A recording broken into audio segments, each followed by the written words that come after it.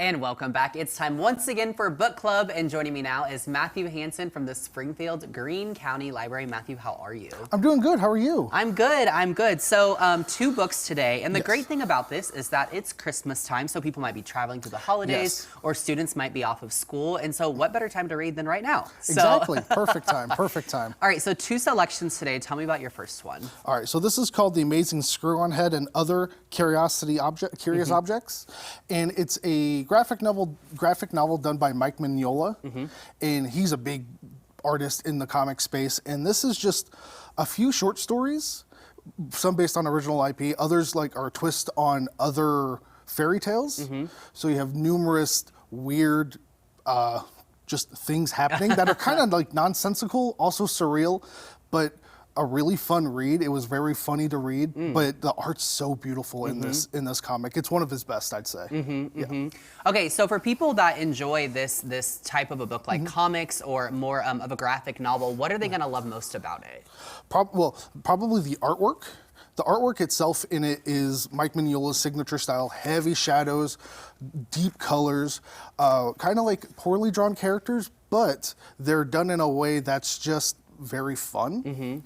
And I think the writing to it's also going to be very, people are going to love because it's so off-kilter, so offbeat. It's very much his style of writing. Yeah, I love that. I love that. So what are some of like maybe your favorite comics included in the book? Because there looks like there's a lot of detail in this. So the first one, my favorite, is The Amazing Screw-On Head. That's just the name. It starts off with Abraham Lincoln talking to this disembodied robot head that screws onto a body and stops this bad guy named Emperor Zombie from raiding a tomb in Egypt. Okay.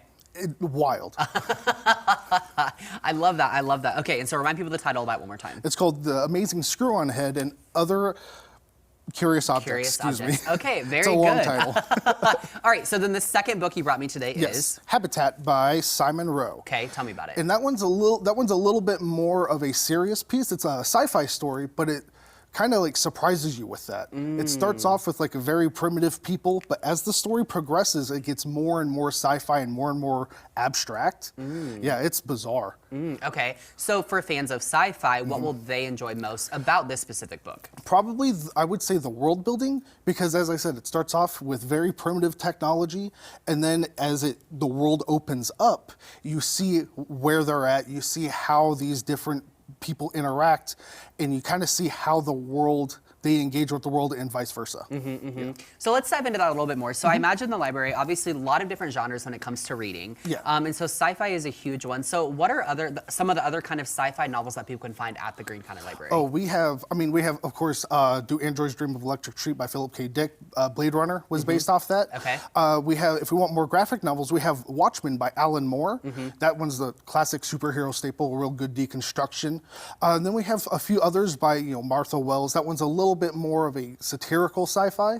So yeah, we have all that plus more at the library. Yeah, which is amazing, Now also, you guys are very far spread throughout the Ozarks. So remind people of some of your locations. Ash Grove, we have the Library Center on South Campbell. We have the Library Station on North Kansas. We have Republic Branch, which is my branch.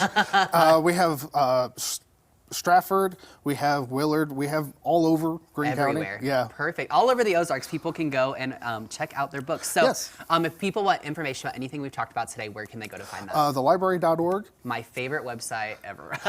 I'm so glad we got that. All right, Matthew, thank you so much for being here, and Merry Christmas. Thank you, and Merry Christmas to you. All right, well, coming up next, we have a very special ukulele player here in studio. We'll be right back.